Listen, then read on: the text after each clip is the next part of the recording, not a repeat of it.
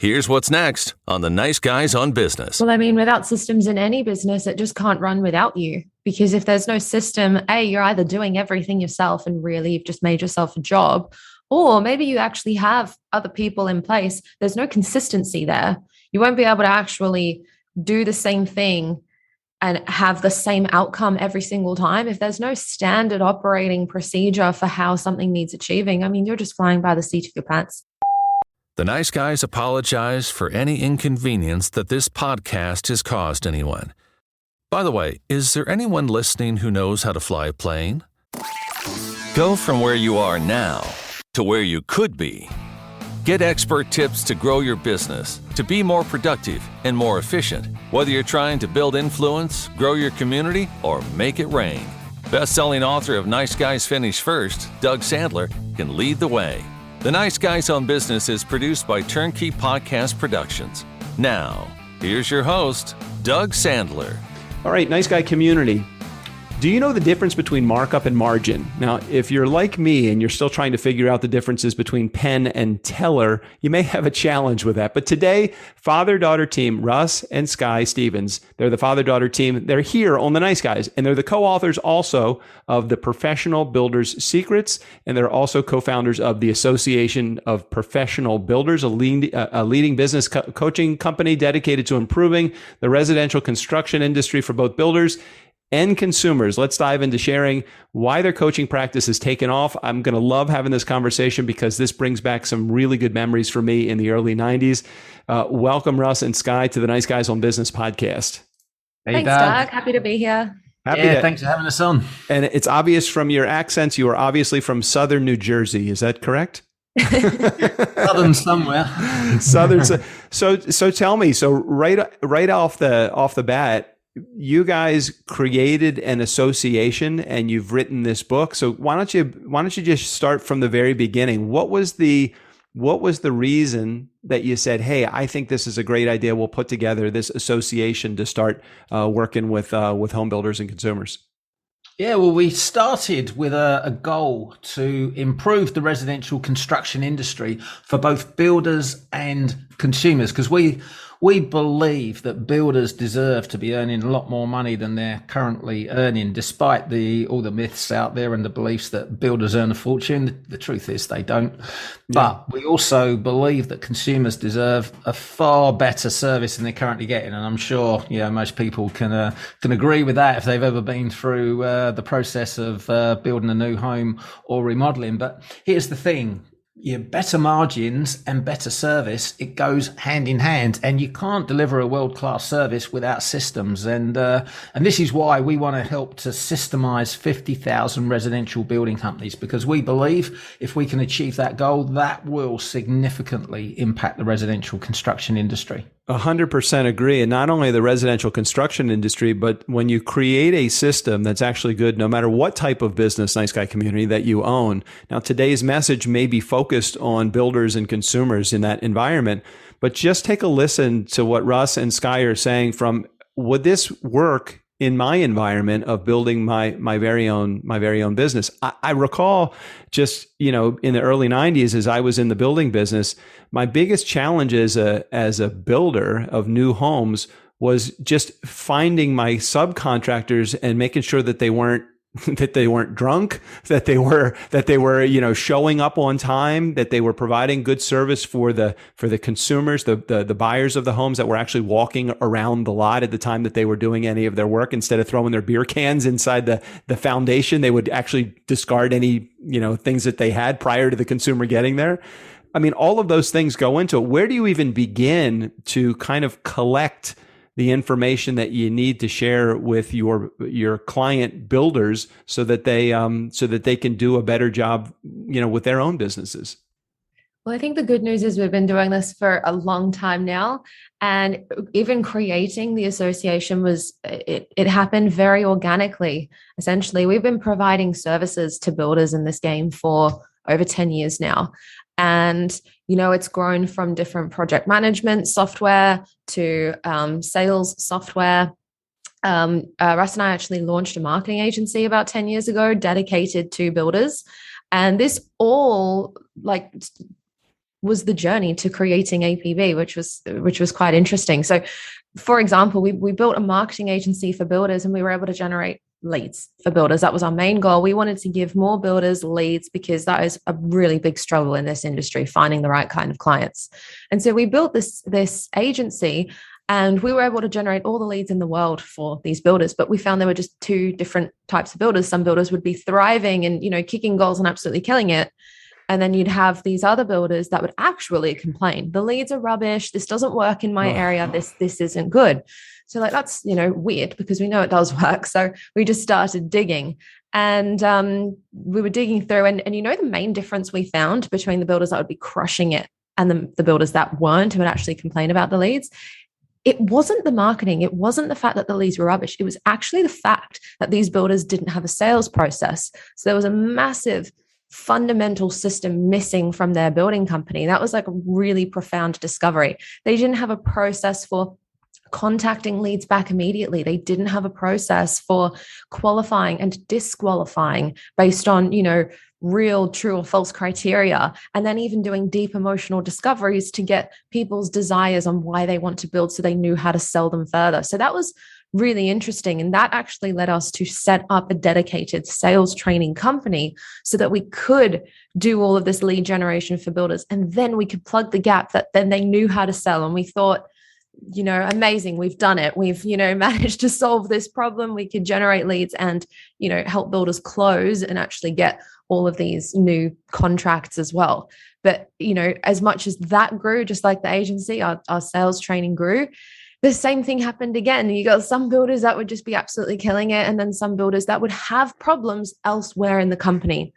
And that's when we fully took a step back and realized, we need to come at this from a very holistic approach. It's not just about sales and marketing. This is financial mastery. This is business operations. This is systemizing a lot more than two specific parts in the building company. And that's how APB was born, so that we had systems to plug all these different holes in a building company. And that's the beauty, because we've been doing this a while. We have worked one-on-one with so many builders and building company owners in different geographical locations, specializing in different types of construction. We're doing new homes, like affordable family home builders, versus luxury multi-million dollar homes, like custom built, architecturally designed, stunning palaces, to major remodelers. And we've been able to actually roll out our systems into all these different building companies and prove that they can work. And that's the most important thing, because to us, we're not going to teach a builder anything unless we can prove it works. Well, and you have to think about it when it comes to people sharing their gifts with the world. Nice Guy community, even if you are not in the building business, chances are good that you've probably experienced one along the way, whether you're buying your own home or reselling and meeting with a builder as you're trying to figure out what your next step is. The gift of the builder to the world is not necessarily in selling or marketing their products and services. The gift is collecting all of the subs or collecting all of the components and putting together this masterpiece that you call your dream. And their goal, while yes, they want to get you into their home, it's not necessarily, their gift is not in selling you to get you there. So there has to be a system that you follow in order to make that happen. And it sounds like that's exactly what Russ and Sky have put together. Where do you even begin when it comes to, I'm sure you have a system for doing it with the people that are your clients. Where do you even begin with trying to help somebody? Do you have an onboarding meeting with them to discuss where their power and their weaknesses are? Or how do you even start with somebody when they come to you, whether they're selling a luxury home or they're selling affordable homes like I was selling when I was in the building business? Yeah, it's interesting. Builders come to us because they either want to generate more leads, more opportunities, or they want to convert more of their opportunities into sales. However, the place that we always start is with their financials, because most building companies are simply not profitable enough to be scaled up. So we always analyze their numbers, look at their KPIs, understand their margins, and we end up fixing that before we attempt to scale, because not just a building company, but it's very dangerous to scale any business at all if you don't have the right structure in place. Because a small business that makes a little bit of money will start losing a lot of money when you double or triple the revenue. And that's simply because of the owner's influence. Anyone in business, realizes this, the amount of effort and work you put in. Staff are not going to work 60, 70 hours a week, and they're not going to work as hard or as fast as you either. So as you scale up and you replace the tasks that you do with staff members doing those tasks, it will cost a lot more than you maybe realize. As you were talking about that, and I was putting on just my entrepreneur hat for a second, Russ, and what's interesting about it is that, you talk about KPI, key performance indicators, and you have them in any business that you run. And where do you start working with someone? Well, you have to know how the structure of the business is put together to begin with. Is this an owner dependent business, or is this a business that I can actually scale by adding a few more people onto the payroll without completely, pirating all of the money that's within the organization and keeping the organization profitable? So I do love that you start there with trying to figure out, okay, what are the key performance indicators? How would I know if this business is successful? Because we all know it's not the gross that's the important number. It's the, what do you have left over at the end of the day that you can actually put in your pocket as a profit? And if you're doing all of this to lose money, it doesn't make any sense to be doing this business. So it sounds like you've created some great systems that you share with your clients to help them to be more profitable. Do you find that builders are receptive to hearing what you have, even the ones that have voluntarily come to you and say, hey, Russ, hey, Sky, how can I work on making my business better? Are they receptive to the ideas that you have? I would say all in all, yes. But let me tell you the story how we got there, because especially when we first started, when we were talking about industry benchmarks and these are the kinds of margins a professional, profitable custom home building company should be achieving, there definitely was pushback. And over the years, as there's been a lot more proof, we've been able to demonstrate a lot more successes from these systems. When you just demonstrate a lot more proof, people are just sort of realizing, oh, okay, this actually can be done. I can see it. These are people in my area that are actually achieving this. So initially, I would say no. Now it's getting easier because of the proof and because people are actually seeing people they know achieve it. But also, you've got two different types of people and two different kinds of builder and business owner. And you've got a fixed mindset versus a growth mindset. And really, the only people ready for coaching have a growth mindset because they're looking for ways to get better, not looking for an excuse. All right, Russ. Russ is like, he's chomping at the bit. He's ready to comment on his on Sky's comment. So go ahead, Russ, jump in there. Yeah, I think Sky's being quite polite here when she it was a bit of a challenge getting the builders to accept the KPIs that we were telling them were absolute minimums. In fact, we had a lot of builders fell off the chair laughing at us when we introduced these benchmarks in terms of margins to them. So like Sky says, it was a very big challenge, and mindset plays a very big part in that for sure.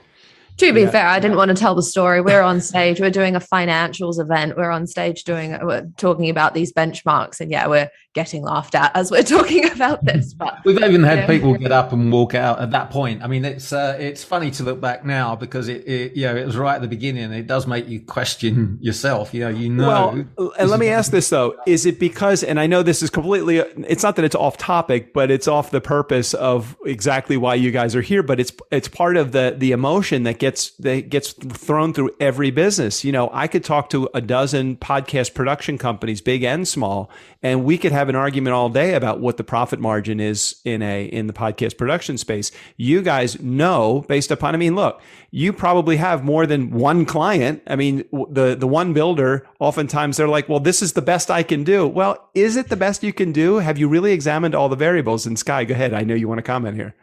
It's a really good point. And I think a main reason as well why you can get quite aggressive in your disagreement with those benchmarks or with those margins that you should be achieving. I think it's because it's shining a light in the face that, well, I'm not earning that. Like, am I wasting my time? Like, have I wasted, if you've been running your business or building company for 20 years and you have not been making the margins that we're talking about, you start getting angry. You know what I mean? So you start taking it out on other people. And that's 100% what we were experiencing because you feel cheated out of your own company when you sort of realize, you know what, I've just made myself a job, not an actual business. Right. Scene in the Matrix where, Morpheus says to Neo, we never free a mine over a certain age. It's dangerous. And that's exactly what we do in the Association of Professional Builders. We don't attempt to free a builder's mind over a certain age because they've been entrenched in the way they've been doing things for so long. They simply cannot allow themselves to believe there's a better or easier way to do it. Absolutely. God, I relate. I understand, and I can relate to that so much. Somebody that's been doing something for so long, they don't even, the world is flat. If they only think the world is flat, they're not going to see, the setting of the sun as the beginning, the dawning of a new day. They're going to look at it completely differently because no, the world is flat. And in your case, you are opening up their eyes to a whole new concept. And, unless they're willingly going along, your job is not to sell them on the idea. It's only to find the people that actually want to listen to your idea and then take them to the next step. And go ahead, Sky. I think we all have this. It's human nature. It's confirmation bias. So people are looking to confirm what they believe. And Yes. This is where the fixed mindset and growth mindset comes in, because people who are looking for a better way, they believe it can be done. They just need to know how. So they're looking for help on how to achieve better, build a better business, make it more profitable, enjoy their life a bit more, get more time back from the company. Whereas people with a fixed mindset, they don't believe that's achievable. So it's confirmation bias. They're going to start hanging around circles that all think that as well. And they'll all earn the same margins. And this is, the fundamental difference between an average builder and a professional builder. All right, so let's not talk theory. Let's talk specifics. Let's give our listenership, let's give them some secrets, some of the stuff that you actually share in the book. And it doesn't matter which one handles this answer, but what are some of the secrets to success when it comes to building a business, or what's some of the systems that you help people put into play that would help them do that?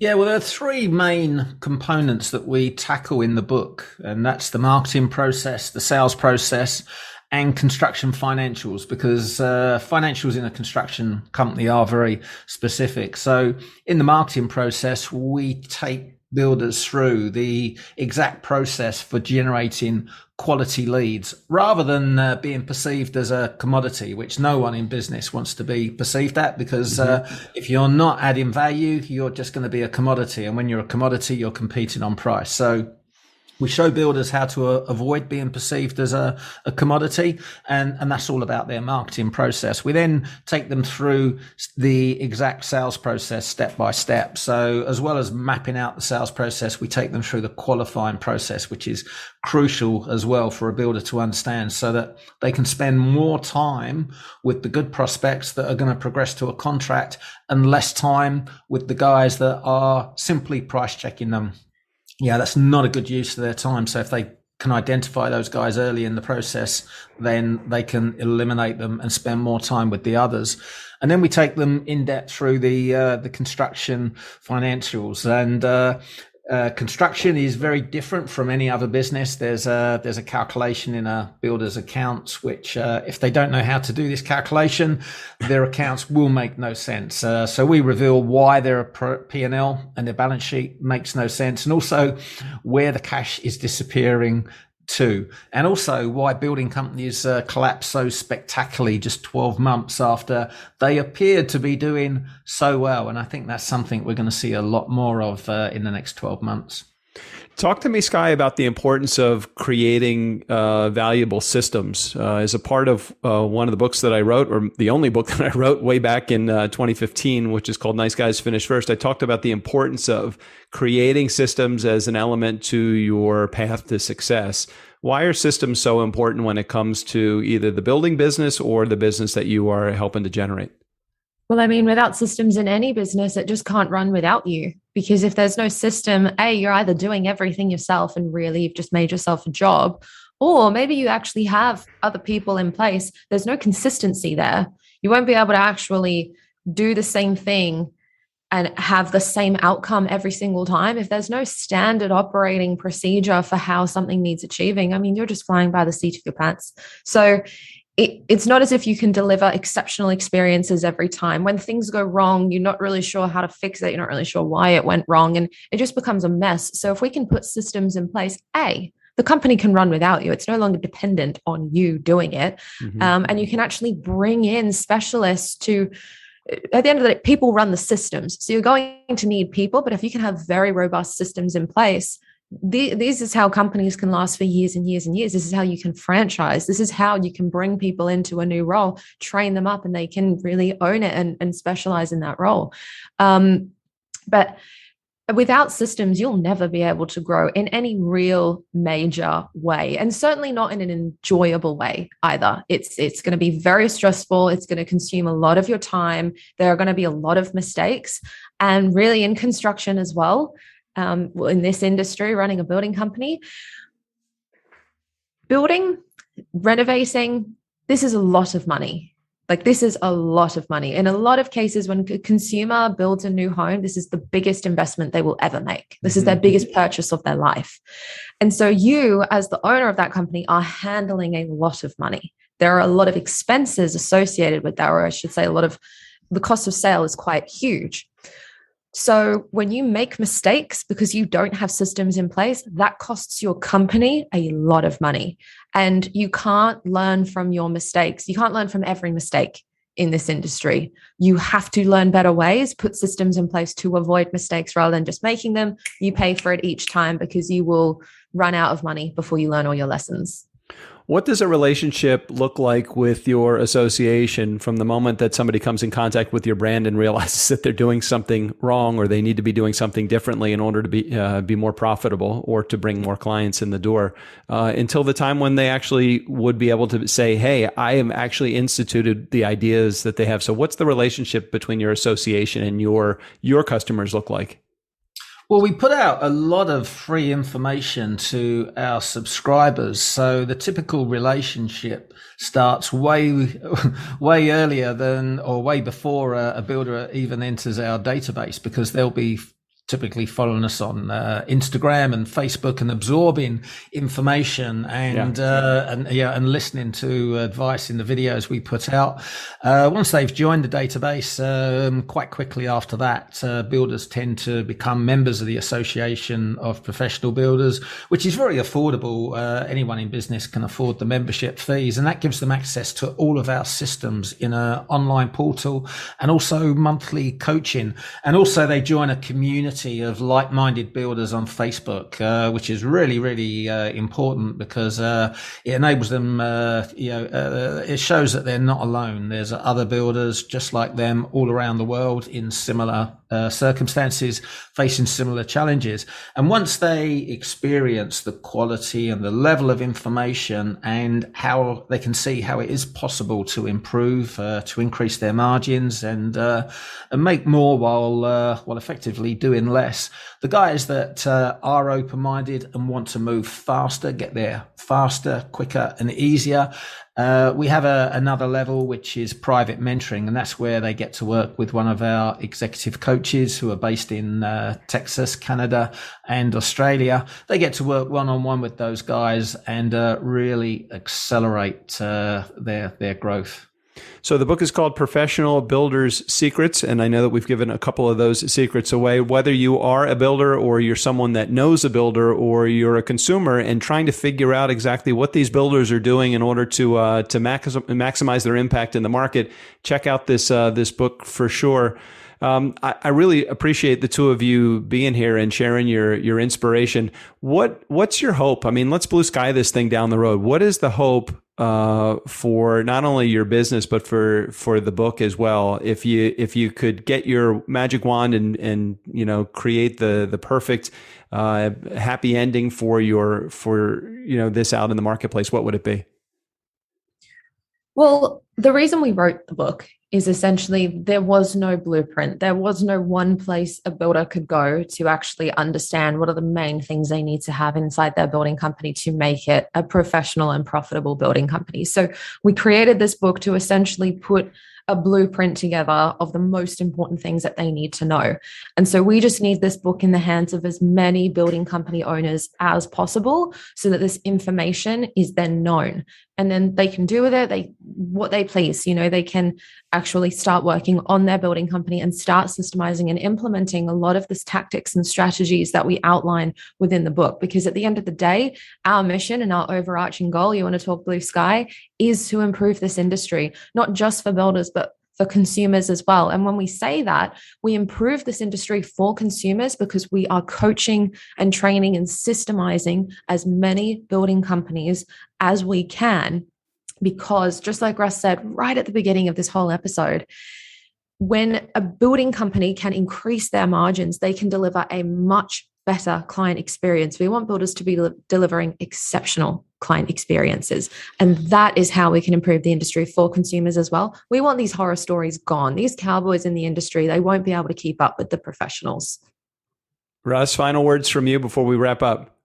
Save a building company today. If you know a builder, tell them to Google professional builders' secrets. It will change their life. I'm looking forward to get my hands on a copy. I know guys in high places. I'm heading over to Bestseller Publishing to make sure I get a copy of the book. I'm really curious, just from my experience in the building business. It really does sound, it is an industry of mavericks. There are a lot of people that are out there that don't, there's probably many more independent builders than there are, the big boys that are out there that don't have any systems except for sales systems to put their, more people into their homes. It would be great to have all of these smaller builders. And when I say small builders, some of them are, they're building hundreds of homes a year, even some of the small and medium size, to have them all understand some of these secrets. So thank you for sharing your wisdom in the book, and thanks for being on Nice Guys today. All right, thanks so much for having us, Doug. Hey, Nice Guy community, never underestimate the power of nice. Again, special thanks to Russ and Sky. All of their information, including access to the book, will be right there in the show notes. Steve O'Brien, go ahead and take us out of here. For the Nice Guys on Business, I'm Steve O'Brien. Fill up your week with the Nice Guys. Haven't they run out of people willing to talk to them yet?